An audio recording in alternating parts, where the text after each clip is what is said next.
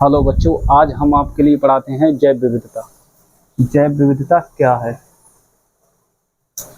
क्या है जैव विविधता? किसी इकोसिस्टम में सजीव प्राणियों की विविधता को ही हम जैव विविधता कहते हैं।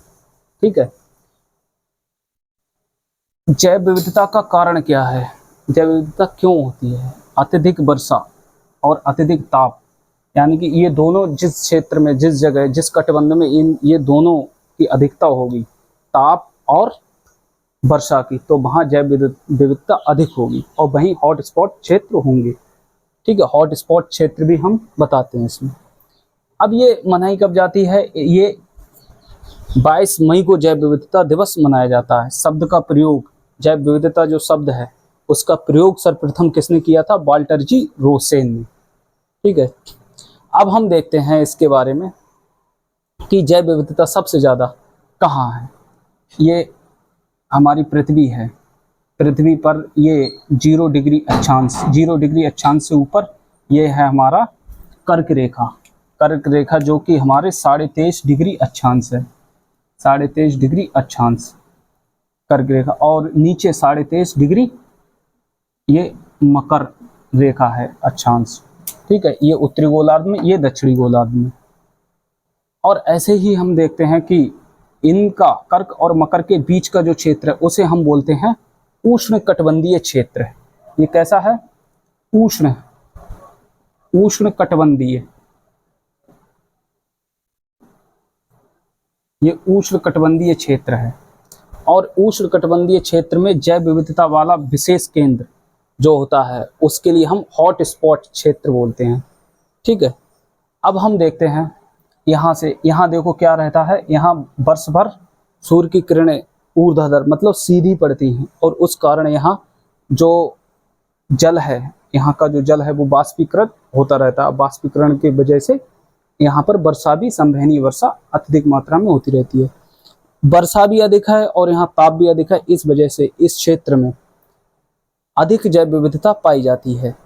कर्क रेखा से ऊपर कर्क रेखा है, नीचे मकर रेखा, इसके बीच में उष्ण कटिबंधीय क्षेत्र है। इस क्षेत्र में अधिक पाई जाती है जैव विविधता। ऐसे ही ऊपर बढ़ने पर, इससे उच्च अक्षांशों पर बढ़ने पर वर्षा तथा ताप दोनों में कमी आना शुरू हो जाती है, और इस कारण यहाँ वर्षा और ताप में कमी आने के कारण उच्च अक्षांशों पर ऊपर जाते समय जैव विविधता में भी कमी आना शुरू हो जाती है। जैव विविधता भी यहाँ, और ऐसे ही नीचे दक्षिणी गोलार्ध में नीचे आते हुए उच्च अक्षांशों पर यहाँ से ध्रुवों की ओर बढ़ते हुए जैव विविधता में भी यहाँ भी कमी आना शुरू हो जाती है। और जो बीच का क्षेत्र है पृथ्वी का, यहाँ जैव विविधता अच्छी खासी पाई जाती है। ठीक है, क्योंकि दो ही कारण है, यहाँ अत्यधिक वर्षा और अत्यधिक ताप दोनों मिलते हैं। अब हम बात करते हैं जैव विविधता के बारे में हमारे भारत में। भारत में जैव विविधता पश्चिमी तट, ये जो पश्चिमी तट है भारत का, पश्चिमी तट गुजरात से लेके कन्याकुमारी तक का, ये इस भाग में क्या रहता है? जैव विविधता भारत का सबसे ज्यादा जैव विविधता यहाँ पाई जाती है भारत की। यहाँ क्या रहती है? यहाँ से जो मानसूनी वर्षा जाती है ये पश्चिमी तट पर जा टकराती है, और यहाँ टकराने से सबसे ज्यादा बारिश, यानी कि भारत में सबसे ज्यादा बारिश तो यहाँ होती है मानसरोवर में। ठीक है, 1200 सेंटीमीटर से ऊपर। लेकिन क्या है, यहाँ मानसूनी वर्षा टकराती रहती है, और यहाँ गर्मी, चूंकि यहाँ उष्ण कटिबंधीय क्षेत्र यानी 23.5 डिग्री से नीचे ये क्षेत्र पड़ता है, 23.5 डिग्री से नीचे वाला क्षेत्र पड़ता है, यहाँ गर्मी और बारिश दोनों के कारण इस क्षेत्र में जैव विविधता अधिक पाई जाती है। जैव विविधता के लिए यहाँ की जो केरल है, केरल की शांत घाटी जिसे साइलेंट वैली कहते हैं, ये प्रसिद्ध है भारत में जैव विविधता के हॉट स्पॉट क्षेत्र के लिए। ठीक है, हॉट स्पॉट क्षेत्र यहाँ। और साथ ही साथ हम देखते हैं अन्य कौन से क्षेत्र हैं, जैसे लक्षद्वीप है हमारा, लक्षद्वीप में पाई जाती है जैव विविधता अधिक। और ये हमारा ये है अंडमान निकोबार द्वीप समूह, यहाँ अधिक जैव विविधता पाई जाती है। ठीक है, उसके बाद में हम देखते हैं पूर्वी हिमालय, यहाँ भी अच्छी खासी जैव विविधता पाई जाती है। ठीक है, इस तरह से हम देखते हैं। और हम देखते हैं कि जैव विविधता का संरक्षण हम कैसे करते हैं। एक तो पद्धति होती है इन सीटू, इन सीटू क्या है? इन सीटू रहता है कि कोई भी अगर जैसे वृक्ष है कोई भी, ठीक है, ये वृक्ष है और ये संकटग्रस्त है, तो उसी के मूल स्थान निवास पर इसी का संरक्षण करना, ये तो इन सीटू हो गया। उसका रख रखाव करना, देखना भालना, ठीक है, उस प्रजाति को बचाना उसी के मूल स्थान पर, ये तो इन सीटू हो गया। और अब बात आती है एक्स सीटू, ये क्या है? इससे ले जाकर लैब में, लेबोरेटरी में या फिर कहीं अन्य स्थान पर ले जाकर इसका संरक्षण करना, इस जगह से हटा के, इसके मूल स्थान से हटाकर इसका संरक्षण करना, इस प्रजाति का संरक्षण करना ही एक्स सीटू कहलाता है।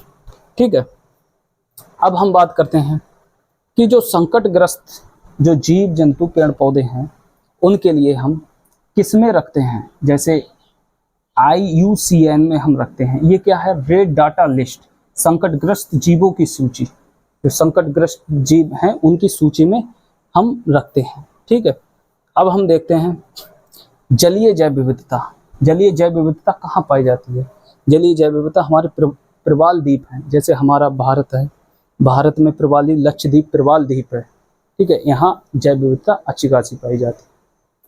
और हम देखते हैं जैसे ऑस्ट्रेलिया में, एक उदाहरण देखते हैं, ऑस्ट्रेलिया के पूर्वी क्षेत्र में जो द ग्रेट बैरियर रीफ, प्रवाल भित्ति जो दीवाल है, प्रवाल की दीवाल है, द ग्रेट बैरियर रीफ, वहाँ भी अच्छी खासी जैव विविधता पाई जाती है। ठीक है, अब यहाँ हम देखते हैं कि जैव विविधता के लिए संकट, ऐसे कौन से कारण हैं जिससे जैव विविधता के लिए संकट है?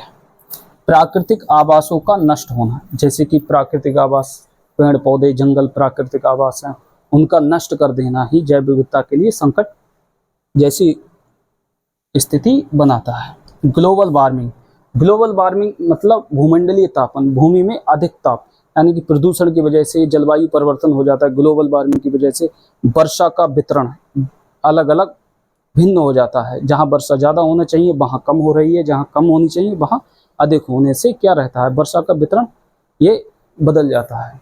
तो इससे क्या रहता है? वर्षा कम होने से वृक्ष, वहाँ वृक्षों की कमी आएगी, जीवों की भी कमी हो जाएगी, और जहाँ अधिक होगी वर्षा, वहाँ अधिक वर्षा के कारण वहाँ जलीय जीव वगैरह और ये सब अधिक होंगे। और हम देखते हैं विदेशी प्रजातियों का आक्रमण, ये भी एक कारण है, विदेशी प्रजातियों का आक्रमण।